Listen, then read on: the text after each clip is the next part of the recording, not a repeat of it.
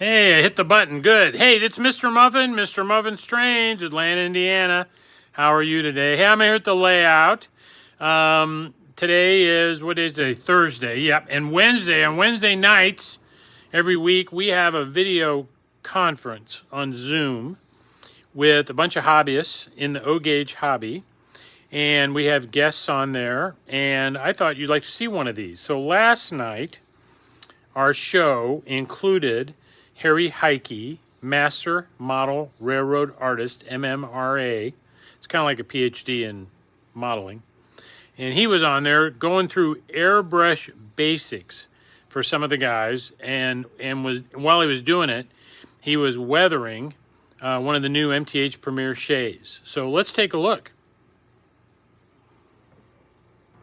Okay. Tonight I'm going to talk about airbrushing, but I wanted to show some show and tells because I wasn't here last week, and I didn't want to leave you guys hanging on this restaurant that I have made. So here's the finished product with all the lights, cameras, and I don't know if you can see the interior as well. Yes, sir. Can you? You should be able to see it. Yes. Whoops. There. When I flip it over, I lose my thumbnail. Okay. So there's what the thing now looks like. It's got some ducks on it they weren't on there last time I talked to you. And I mounted the clothesline that we talked about. So there's that. And Steve has videos of it, which maybe he'll post and you can look at it more closely. Now I'm going to take this and I'm going to get it out of the way.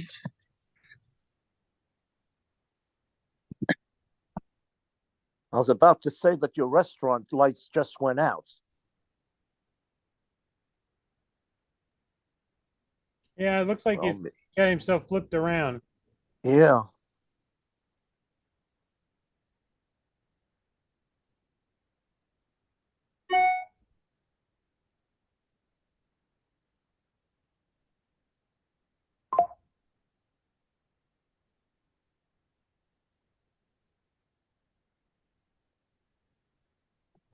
There'll be another one of those nights. I was going to say, is there a full moon? There you go. No, unfortunately, there's not a full moon tonight, guys. Sorry. Okay. Good call, though. Good call, Don. What it's doing, it's done it before, and I'm going to leave and come back.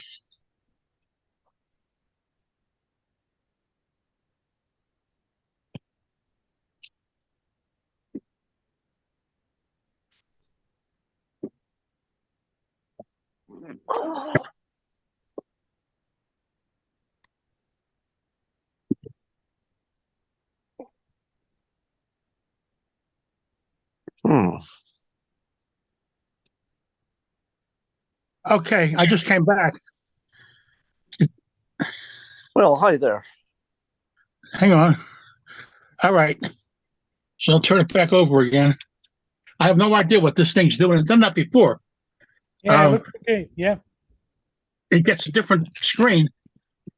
And the only thing I know how to do is leave and come back. Okay, now the next thing I want to show you is my next teaser. This is a staging ice stock. Half of one that I'm working on. And scratch building. It's all wood. And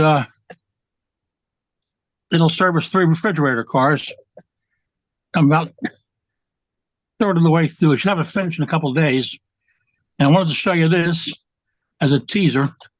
I'll probably have it finished next week. Okay, now the topic of my discussion tonight is airbrush.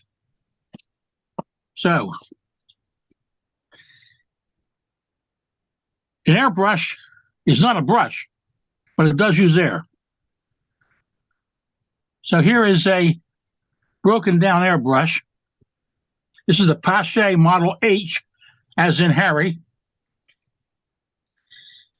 And I'm going to start at the bottom for anybody out there that doesn't use an airbrush. The air goes in here, and it goes through here, and it blows out there. And this thing here, I believe, is called an air cap. And this goes here, and it screws on.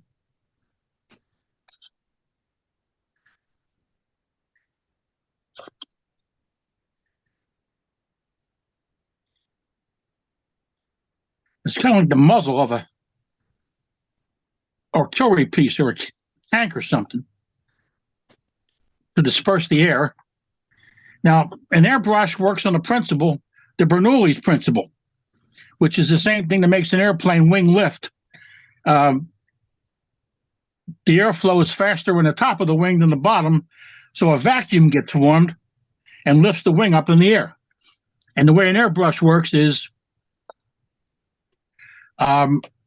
the air blows through this tube really fast, and this is called a needle, and this is called an air cap or a nozzle, this thing here. And this screws on here, and this goes in here like so. And as you can see, this is threaded, so we can screw this down, push this all the way in, and then it secures by way of a number 2 Allen head worm right there. There's a number 2 Allen driver, hex driver. And I'll tighten it up. And this, I believe, is a number 3. There's a 1, 2, and a 3 tip. I don't think for a beginner it makes much difference. Now, the reason I included this thing is that don't ever use it. It's a cup that comes with it, but you have to use it, you have to always not only airbrush, but you have to watch your cup. So, if you tilt it, you'll spill the cup. Or if you go too far in either direction, I don't know why you would use that. I still haven't figured it out, but every airbrush comes with that thing. And so the way you work this thing is you tap. It's like a trumpet or a bugle. There's a valve here. There's an air valve in this little hole, which you can take out if you have to. You can unscrew it and put a new jet in there, okay? And you tap on this little gizmo here, and as you tap on it, it opens the air valve and blows the air out this thing. The rush of the air sucks the paint out of this cup through this channel here. It blows over top of the tip of this thing, and the speed of the air going over it pulls the paint out, and it's what's called an atomizer. And what that means is the air breaks the paint up into microscopic little globules, and they hit the side of the model, and to the human eye, it looks like a solid coat of paint. Unless you have the paint mixed too thick, then you can actually see the little globules, which is not good. So, that being said, I'm going to take this over here.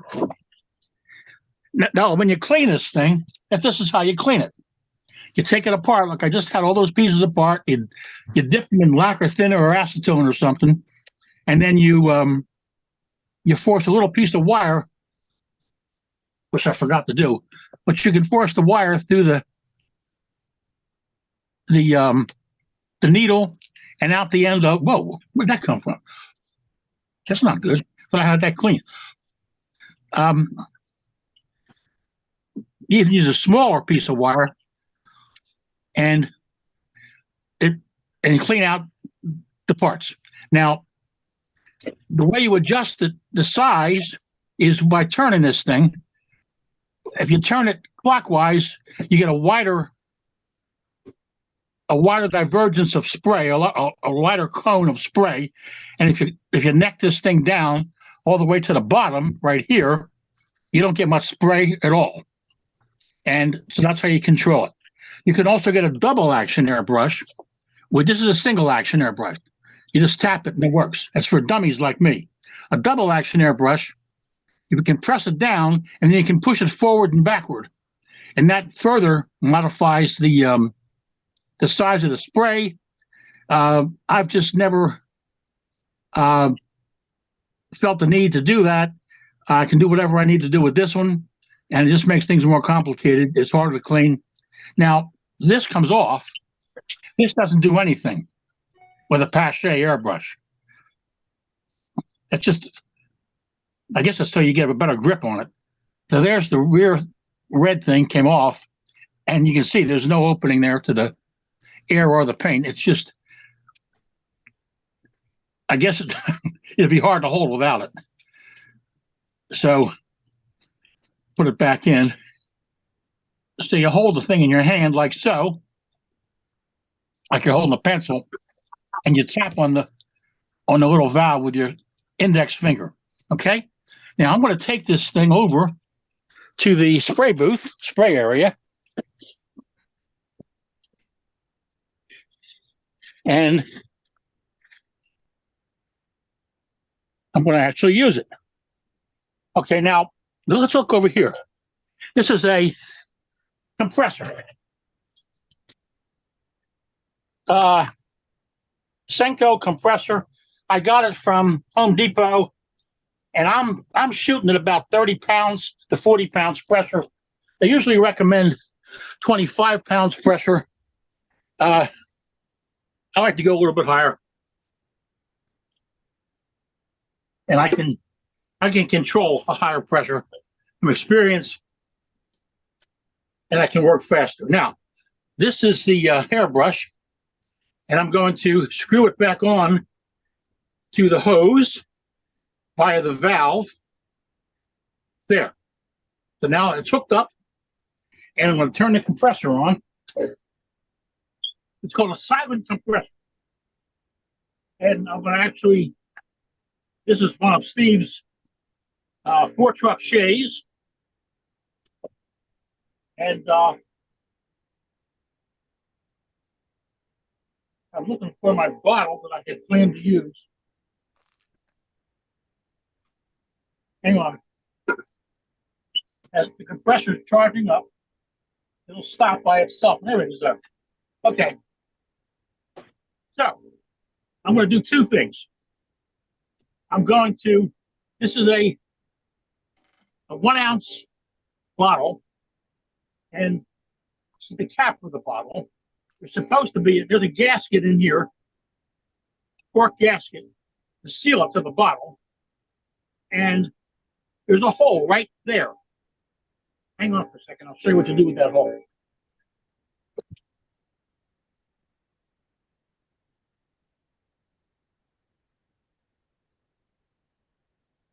The hole is very important because I'm going to push this piece of wire through the hole. Okay. That hole is very, very important. If you, as you spray and you're sucking paint out of this bottle, it forms a vacuum. Eventually, the airbrush can't create enough suction to overcome the vacuum, and no more paint comes out. Whereas if you have this hole, it allows the volume of paint which you sucked out to have atmospheric pressure air on top of it, so it'll keep working. So if your airbrush ever stops, you want to check that little hole, make sure it's open. And this is some black. This is True Color paint, which I believe Steve will be handling in the near future.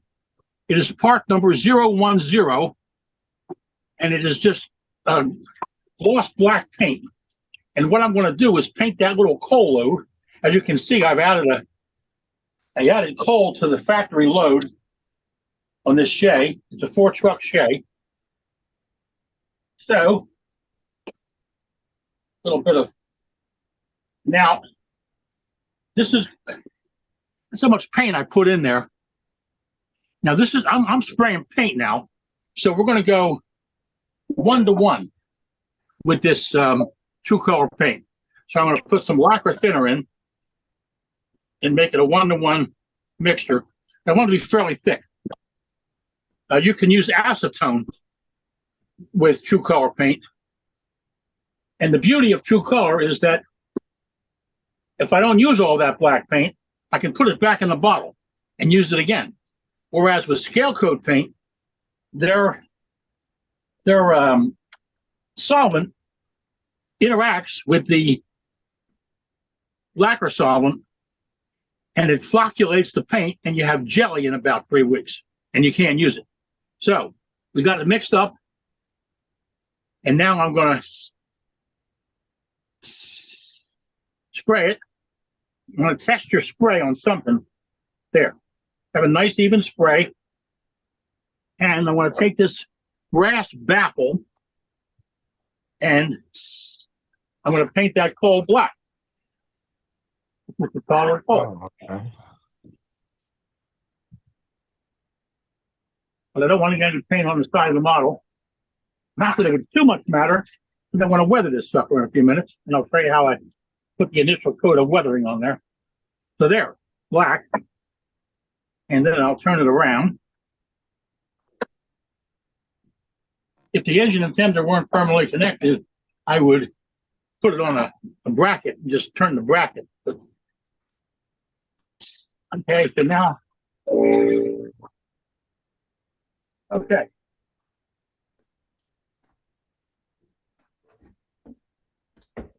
So there's the coal paint. It looks the same as the other coal. And lo and behold, I have a lot of paint left. So I can take this paint and stick it right back in the bottle.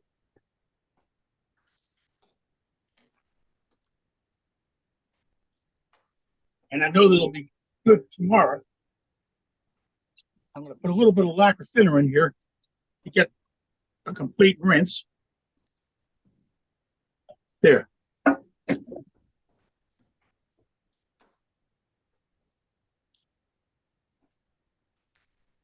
When you shake it up, you put one finger on the little hole and one finger on the big hole, or you will have paint all over the room. Okay? So that got the last of the paint out of it. I'm more paint now than I started with in the bottle. And I can use that another day. Here. So now the coal is painted. Now I'm going to put a little more lacquer thinner in here. And I'm going to blow out the brush and the bottle. This is my all-purpose bottle. I put all different colors in this one. The other bottles are dedicated weathering colors. So, shake it up a little bit, blow it out, blow it here, blow it there. Okay, so now it comes. You know, I'm going to put this paint over here, and I'm not going to waste that lacquer thinner. I'm going to throw that in with my rust over here.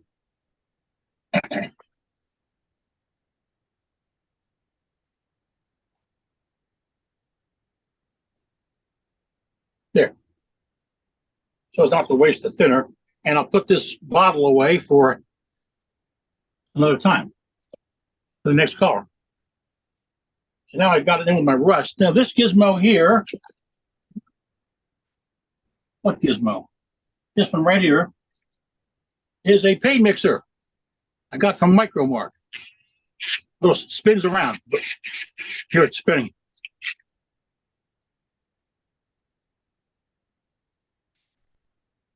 It never hurts to thin a weathering color.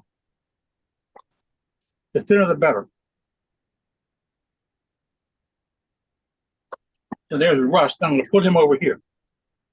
Okay. Now in this bottle, I have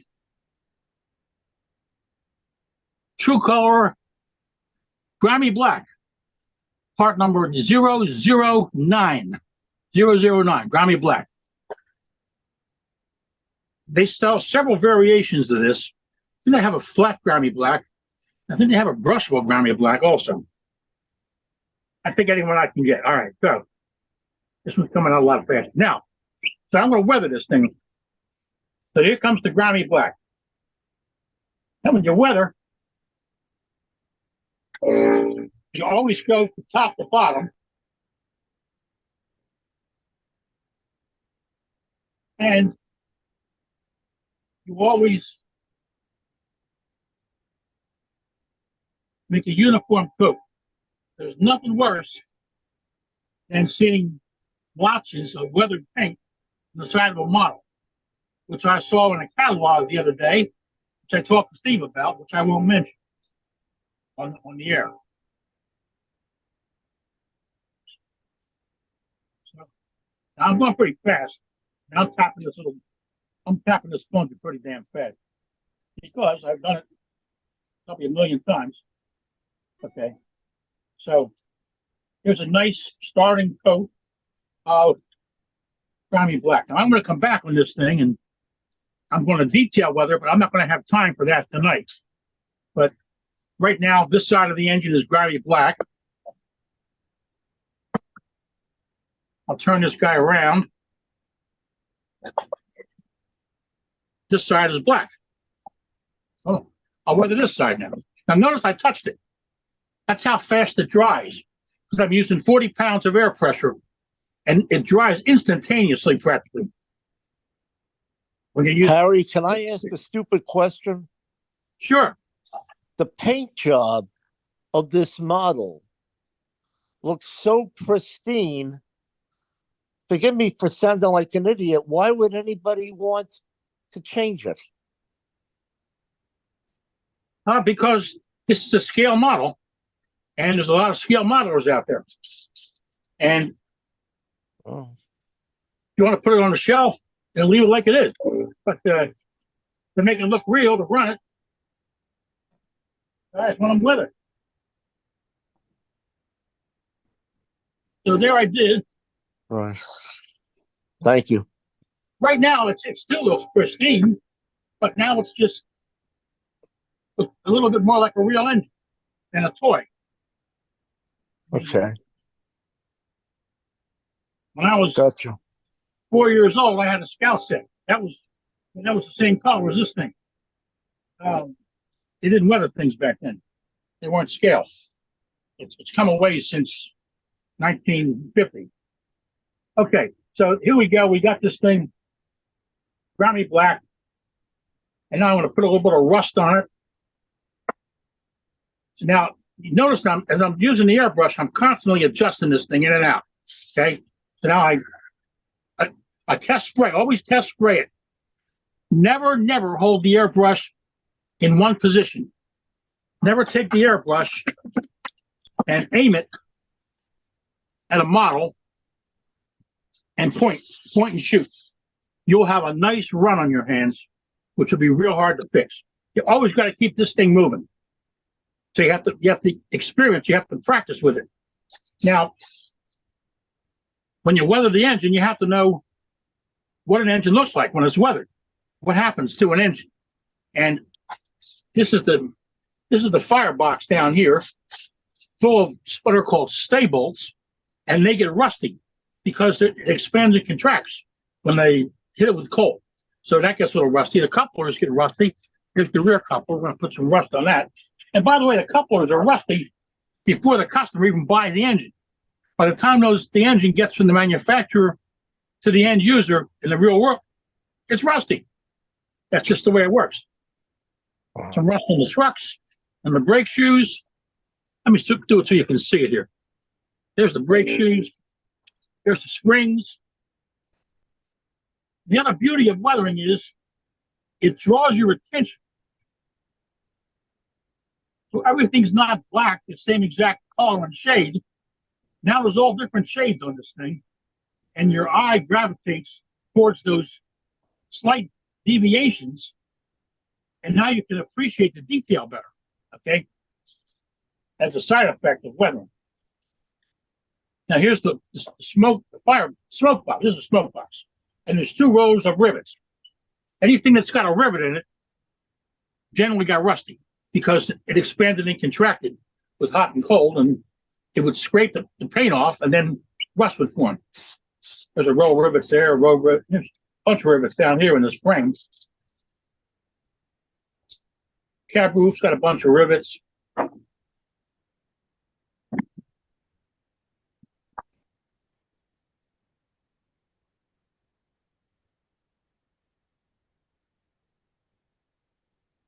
Okay. I got this thing coned down as far as it'll go right now. There's rivets weathered. The side of the tender's got 10 rows of rivets. Front of the smoke box.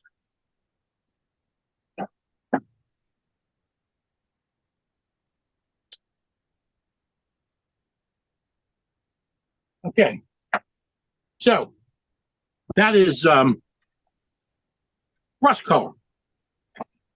Now, we're talking about the airbrush tonight. So I'm going to take this cap off here. Now, the airbrush is still full of rust-colored paint. So when I switch colors and start spraying, I'm going to get the old color. I don't want that. So what I do at this point is I take the airbrush and I hold it like this so it'll drip out the back here. And there, see it'll drip out? And get all the old paint out of the airbrush. I clear it. Okay? And this color is aged concrete. True color. No, just concrete. True color. Number 006. And this most closely resembles shale, which is what you'll see on the side of a boiler. So we're going to take this, and this is called the steam dome right here. Here's the bell, of course, and the generator. And every one of these things is heavily actuated by steam. And the boiler is very hot. That's why it's silver in the front. Silver, it's actually graphite. And they're untouchable. If you walked up to a real steam engine and put your hand on either one of these two, it'd be like going to McDonald's and putting your hand on the grill. Okay, it's that hot. So that's why the engineer and the fireman always wore gloves, gauntlet gloves, because the back of the backhead, which is where their controls were, got hotter than hell. Okay, in the summertime must have been terrible. So when the shale ran down the side of an engine, the boiler is hot. This is not the actual boiler, what you're looking at. This is what's called a lagging sheet. The actual boiler is underneath, separated by about 3 inches of asbestos. Because it costs money if the steam evaporated, or if the steam was cooled by the environment. So they used reverse insulation to keep the heat inside the boiler. And they never let a boiler go down to zero. That's what they ran these things around the clock. Because every time you took the coal out and let it cool off and heated it back up, the boiler would expand. Like the boiler of a C&O Allegheny would expand, what, 3 inches from front to back? That's pretty much, or a big boy. Okay, so we're going to represent, this is concrete, and we're going to put some shale on the side of this thing. And there goes the shale, all the way down to the bottom. And then the bell, that gets shale. That gets some shale. Now, a letter, so you can see it. When they painted the letters on these things, they didn't use paint. They were all hand painted. And they used stuff called paste. Much thicker than paint. Paint would wash off in no time. These things were heavily abused. So what would happen, though, is over a period of time, the rain and the sulfuric acid from the coal dust coming back onto the engine, running down the side of the engine, would melt the paste, and it would run down beneath run down the side of the engine, or the tender, or the diesel. So there you go. So I put a little bit of paint. It's called chalking. And that's what it looks like. So to summarize, this is the Pache type H airbrush. I disassembled it to show you how to clean it. I'm going to evacuate the paint. And now, it's not real important to clean up airbrush when you weather, because the weathering is about a 10-to-1 mixture. So it's 1 part grimy black, 10 parts lacquer thinner. The reason I use lacquer thinner is because it's more invasive than acetone. And I like to think that it'll etch its way on to the existing paint and it won't come off so easily. And with the beauty of true color paint is you can use lacquer thinner and get away with it. And so I took it apart. I showed you all the pieces of it, how you clean it, put it back together again. How you coat it. Now there's 3 airbrush tips. I believe this is number 3 tip. That's the biggest one. So it's way too small for you to see on this thing. But if I drive this thing all the way down, the actual needle is sticking out the end of the tip. So it almost blocks it off completely. And then when you take this thing open, which takes this cone and drives it out that way away from the tip, the hole becomes much more visible and the airbrush spray becomes much whiter. And that's how you control this thing. And the next thing you got to do is get it and practice. And just practice. And I wouldn't take an airbrush to an engine until I put many man hours practicing with this thing to know what I can do and what I can't do. So that's a mini course in airbrush. Well, I really enjoyed that segment with Harry Hieke, master model railroad artist, that walked us through some of his airbrush techniques. He's amazing. Next on the program is Dr. Jack from Nashville, Tennessee. Dr. Jack's got an incredible layout down there, and he mostly runs Milwaukee Road. And we recently sent him an unlettered MTH Premier Shay 3-truck because he wanted to market for the Milwaukee Road. And then he did some weathering and stuff to it. And I asked him to get on the call and show everybody kind of how things were going with his Shay. Take a look. Yes. Look at All your right, do me Shay, a buddy. favor. Yeah, there's a lot I did to this, so we'll do just part of it today. But tell me how close I can get and you still have good focus. Are you still Good. in focus? Yeah, Yes, you're looks good. great. Okay, what about now? Yeah. Yes. Fine. So I'm very lucky. A friend of mine decided to get out of O gauge logging and go to G scale. And years ago, he gave me bags and bags of Ozark miniature and precision scale O scale logging parts, which I knew I would never use because why would I have any use for them? Until, as we all know, I had to get a Milwaukee Road Shay. Okay, so let's talk about a couple things. First of all, the whole engine was done with dull coat, but I would be afraid to spray all the mechanisms because I just use good old Tester's dull coat. And so what I did is I taped off all the running gear, all the valve gear, everything that had moving parts. And then I dull coated the whole engine, obviously protected the steam whistle, the smoke, and the lights, and also the windows, okay? But I didn't want to get dull coat on any of the running material. The nice thing, and I use Tamiya colors, the nice thing about Tamiya flat black, and it's not black, you've got to use flat black, is that I hand painted all the other areas with the Tamiya black, which is easy to do. And as you can see, once I weathered everything, you can't tell the difference between where I dull coated and where I hand painted the Tamiya black.